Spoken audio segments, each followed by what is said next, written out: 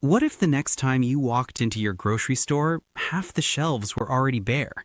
Not because of a Hollywood disaster, not because of some far-fetched apocalypse scenario, but because a freeze wiped out Florida's tomato crop, because bird flu tore through breeder flocks across Pennsylvania, because a cannery that processed 35% of California's cling peaches quietly shut its doors, and nobody told you until the prices tripled and the shelves went thin.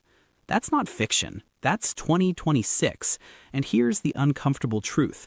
Most people's pantries are completely unprepared for it. Not because they don't care, but because nobody ever taught them the difference between stocking up and stocking smart. Today, that changes. In this video, you're going to discover the 10 most essential canned goods for 2026, not based on recycled prepper advice or generic survival lists, but on real, current market data that most people won't notice until it's already too late. You'll learn why the right pantry isn't just about calories, it's about nutrition, variety, morale, and building a food system that actually works when things get hard, or just expensive.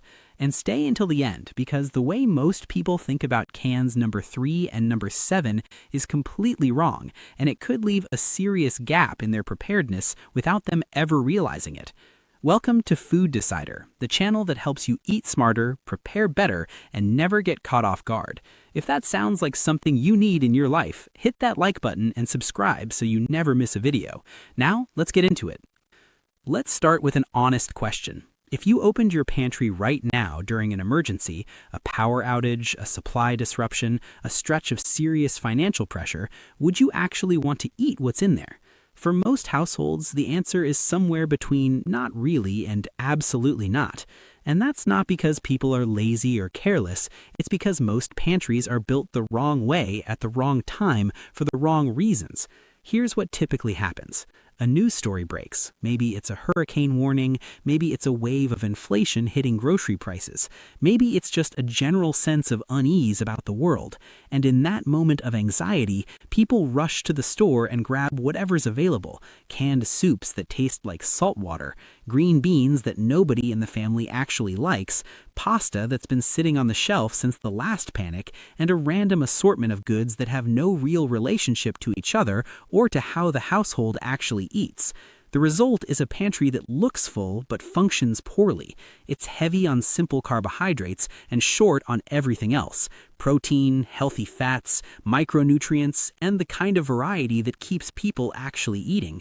And ironically, because nobody wants to touch most of it, it just sits there collecting dust until guilt or expiration dates force a cleanout. Then the cycle repeats. This is the panic buy problem, and it's the single biggest reason most emergency pantries fail before a crisis even starts. The fix isn't buying more, the fix is buying differently. It's shifting your mindset from building a survival stash to building a functional food system.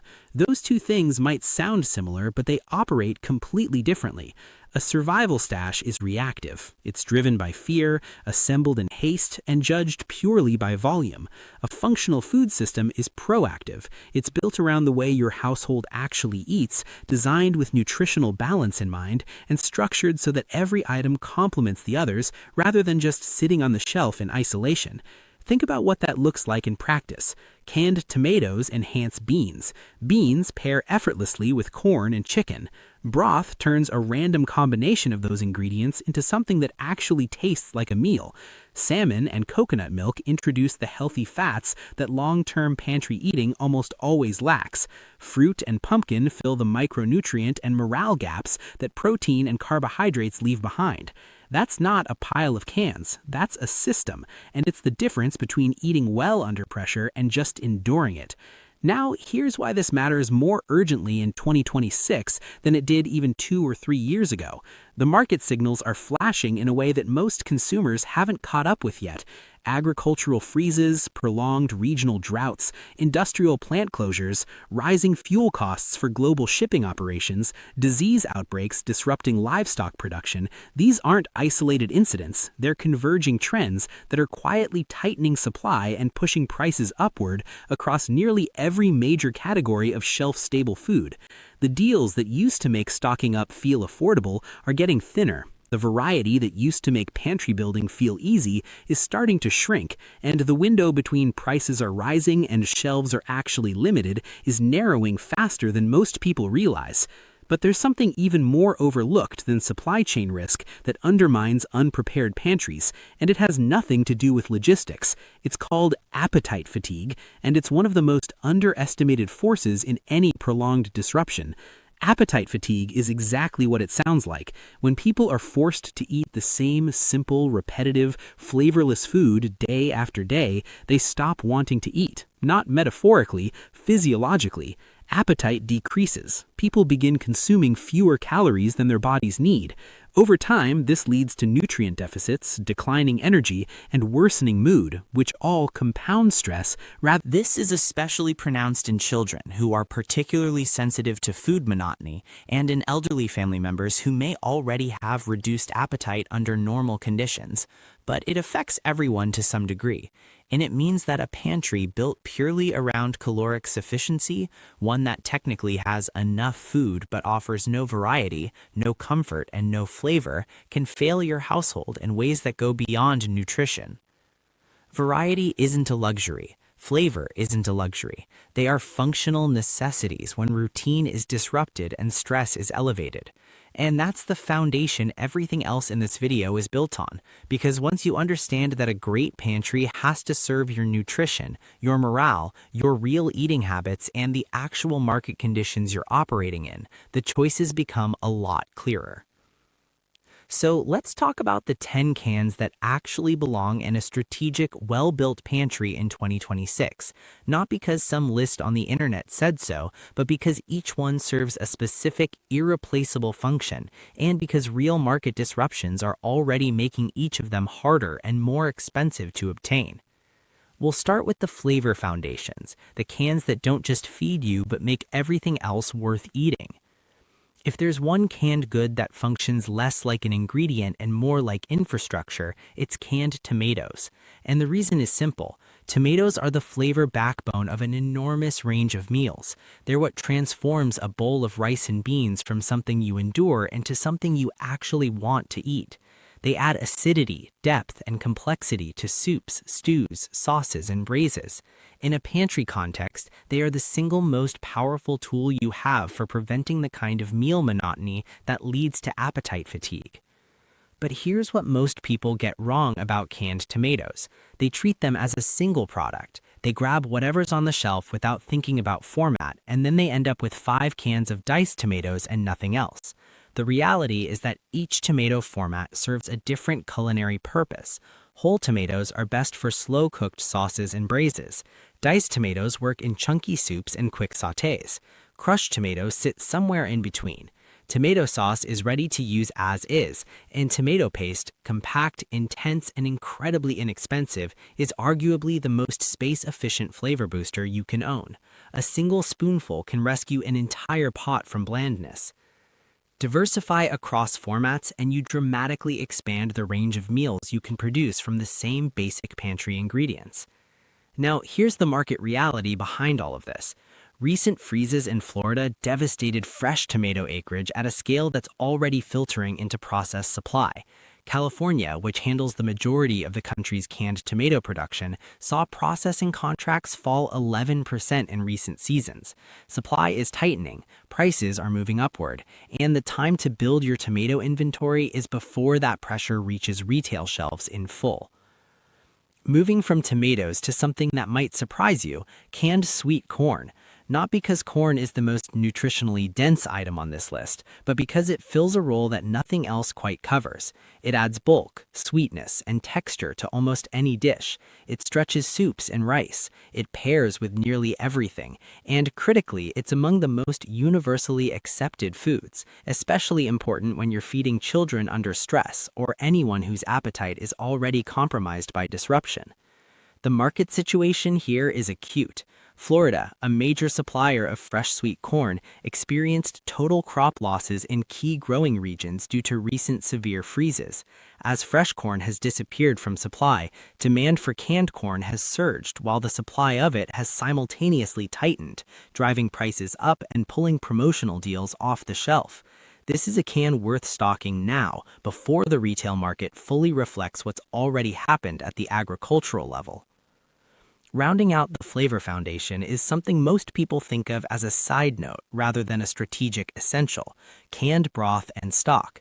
But broth is actually the quiet horsepower of any functional pantry. It's what turns a collection of disparate ingredients into a cohesive, satisfying meal. Cook your rice in chicken stock instead of water, and the result is incomparably better. Simmer your beans in beef or vegetable broth, and they become the foundation of something genuinely craveable rather than just filling. In a disruption scenario where cooking resources may be limited and morale is already under pressure, broth is what makes the difference between food that people will actually eat and food that gets pushed around a bowl. It provides warmth, depth, and satisfaction in a way that bare ingredients simply cannot. On the supply side, poultry broths are facing the same bird flu-related production pressures as canned chicken, which we'll get to shortly. Beef broth is more expensive than it used to be, driven by historically low cattle inventories and broad commodity inflation. Vegetable broth is the most stable of the three, but not immune to price increases. If you have storage space, cartons typically offer better value than individual cans and are worth prioritizing. Now let's talk about protein, because this is where most pantries have their most serious gap. The default emergency pantry is overwhelmingly carbohydrate heavy. Rice, pasta, crackers, bread. These are the things people gravitate towards because they're filling, familiar, and inexpensive. But without adequate protein over an extended period, the body begins to struggle. Energy drops, mental clarity fades, muscle maintenance becomes difficult, and the longer the disruption, the more pronounced. The protein pillar of any serious pantry starts with canned beans, and specifically not the ones most people reach for first. Green beans are a vegetable, not a protein source. The beans that matter for protein are black beans, pinto beans, kidney beans, cannellini beans, and chickpeas. Each of these is dense in both protein and fiber, which means they're genuinely filling in a way that carbohydrates alone are not. They're already cooked, which makes them usable even without heat or fuel, and they pair with virtually everything else on this list: tomatoes, corn, broth, chicken. The supply picture for beans has shifted meaningfully. U.S. dry edible bean production fell 14% year over year, with drought conditions continuing to stress core growing regions across the western United States. This won't translate into empty shelves overnight, but it will translate into steadily rising prices, shrinking variety at retail, and fewer bulk buying opportunities. Diversifying across multiple bean varieties isn't just good from a culinary standpoint, it's a hedge against the narrowing supply of any single type. Next in the protein lineup is canned chicken, and this is where market conditions make stocking up not just sensible but genuinely urgent. Bird flu outbreaks have significantly disrupted breeder flocks, the foundation of meat chicken production, in major producing states including Pennsylvania. This isn't a surface-level disruption. Breeder flocks take time to rebuild, which means the effects on supply and pricing are not short-term. Reduced output and rising costs are already working their way through the supply chain. Canned chicken sidesteps the need for refrigeration entirely, which makes it uniquely valuable in any scenario involving power outages or supply gaps for fresh meat. It can go into pastas, rice bowls, soups, wraps, and salads. It requires no preparation and no cooking, and stacked against the current trajectory of fresh poultry pricing, it represents significant long-term value relative to where costs are heading. Completing the protein trio is canned tuna, arguably the single best protein-to-dollar ratio available in any pantry format. Tuna is versatile in a way few other canned proteins can match. It works hot or cold. It pairs with pasta, with rice, with crackers, with salads. It provides a distinct flavor profile that offers genuine variety when you're alternating with chicken, and its shelf life is exceptional. The era of perpetually cheap tuna is quietly ending. Rising fuel costs for fishing operations, tightening global quotas, and shifting tuna migration patterns driven by ocean temperature changes are all adding pressure to supply. Bargain pricing and constant promotions are becoming less common. For best value and versatility, chunk light tuna in water is the format to prioritize. Beyond protein and flavor, there's a category of canned goods that most pantry lists skip almost entirely, and skipping them is a mistake that costs people their health and their morale when disruption stretches from days into weeks. These are the nutritional upgrades, and they're what separate a pantry that sustains you from one that just keeps you alive. Canned salmon is the first and most important of these, and the reason is something that almost no other shelf-stable food can provide: omega-3 fatty acids. When you're relying on a pantry for an extended period, healthy fats are among the first nutritional elements to disappear from your diet, and their absence is felt in ways that go beyond the physical. Omega-3s support brain function, mood regulation, and long-term cardiovascular health. Their deficiency is associated with cognitive decline, depression, and fatigue, all things you cannot afford when you're already managing stress. The market situation for salmon is one of the most significant supply stories of 2026. Global farmed salmon output has plateaued while demand continues to grow, creating a widening gap that's driving prices upward. Projections suggest price increases of 16 to 18% for canned salmon this year alone. Wild salmon projections are also below average, particularly in key Alaskan fisheries. This is a product where the cost of waiting is measurable in dollars. Canned peaches and mixed fruit might seem like an indulgence on a preparedness list, but they serve a function that goes far beyond dessert. In a disruption scenario, sweetness becomes scarce. The palate, accustomed to variety, becomes increasingly fatigued by a diet of savory, starchy, protein-heavy meals. Canned fruit breaks that cycle. It provides immediate energy from natural sugars, requires zero preparation, and is one of the most appetite-friendly foods available, which makes it especially valuable when illness, stress, or reduced activity is suppressing appetite. The structural supply story here is sobering. Del Monte's Modesto cannery, which processed approximately 35% of California's cling peach crop, has shut down. This isn't a temporary disruption. The closure has reduced processing capacity in a way that's already causing orchards to be eliminated because farmers have nowhere to send their fruit. The ripple effects of this will be felt for years in the form of reduced variety, higher prices, and fewer promotional deals in the canned fruit aisle. Canned coconut milk is one of the most underrated items on any preparedness list, and one of the most versatile. Full-fat coconut milk provides calorie-dense, shelf-stable fat in a format that can completely transform the character of pantry cooking. It can serve as a dairy substitute in recipes that would otherwise require milk or cream. It turns basic rice, beans, and whatever protein you have on hand into something that resembles a real comforting meal. It forms the base of curries, soups, and stews that would otherwise From a supply standpoint, climate instability in the top coconut-producing countries, combined with rising international shipping costs, means coconut milk is tracking upward in price and trending toward tighter availability. It's also gluten-free and suitable for a wide range of dietary needs, which makes it one of the most broadly useful additions to any pantry, regardless of household composition. Finally, and this is the one most people don't see coming, canned pumpkin, not pumpkin pie filling. Plain pureed canned pumpkin.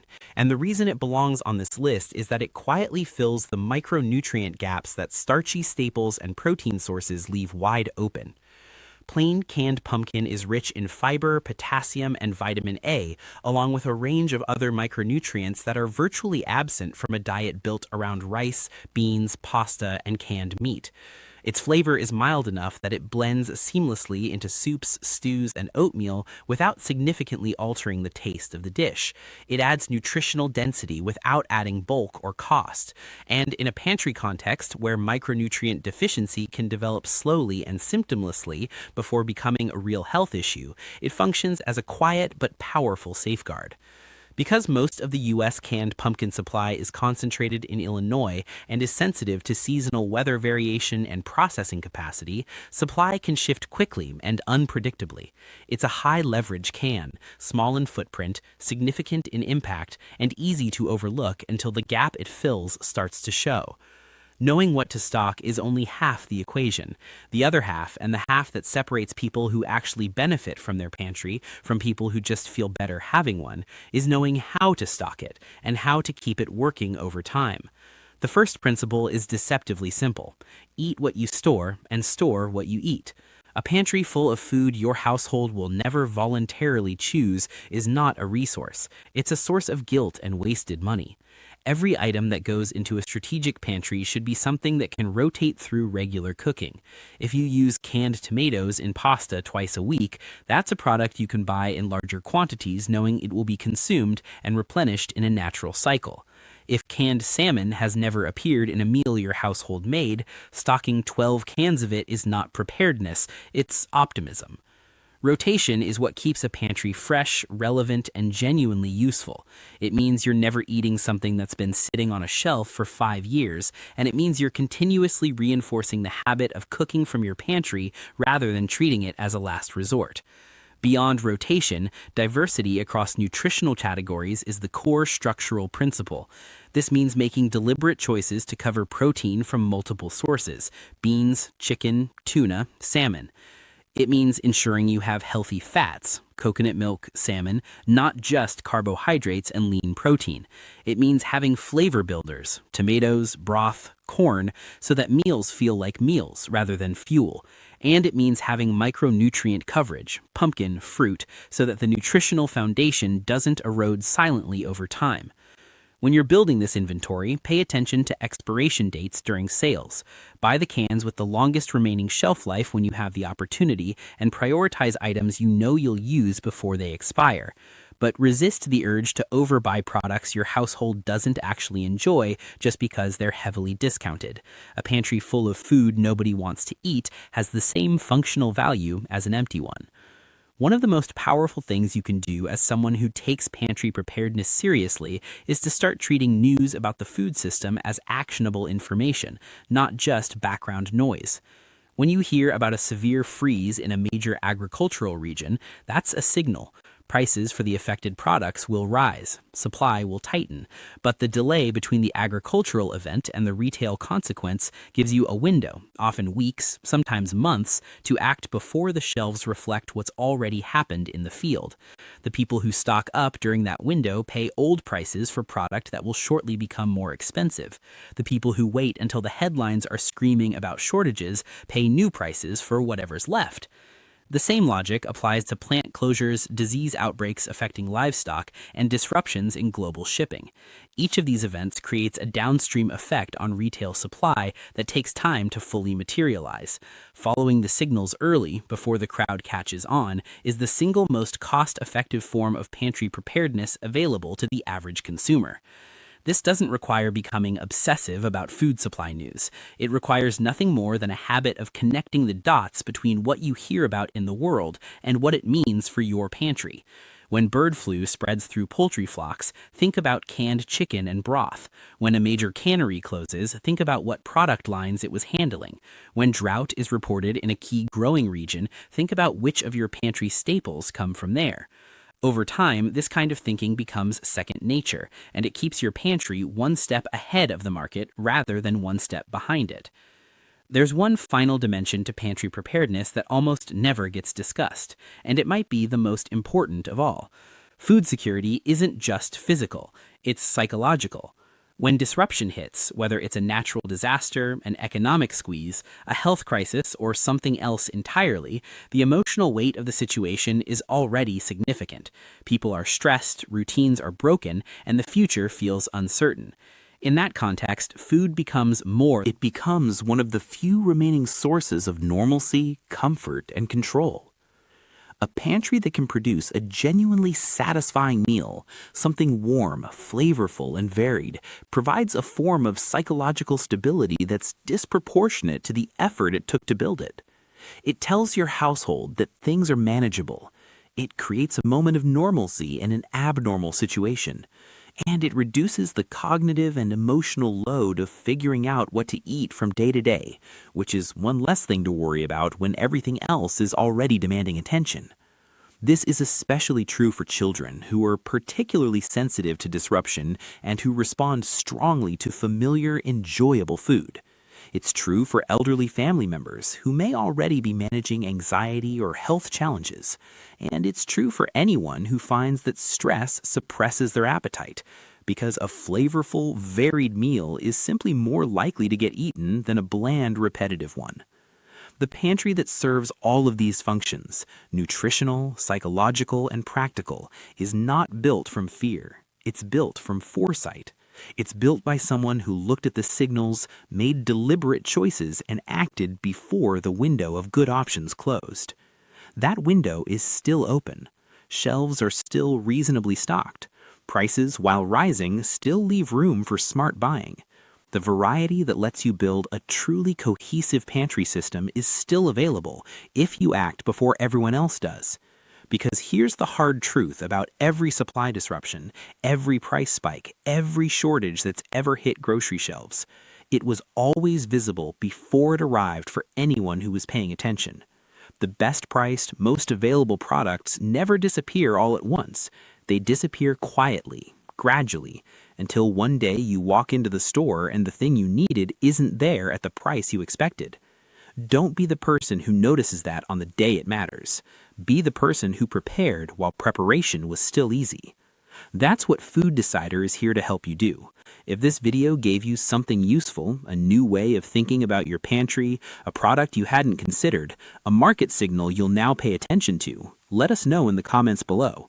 Like this video if it helped, and subscribe so you're here for everything we put out next. We'll see you in the next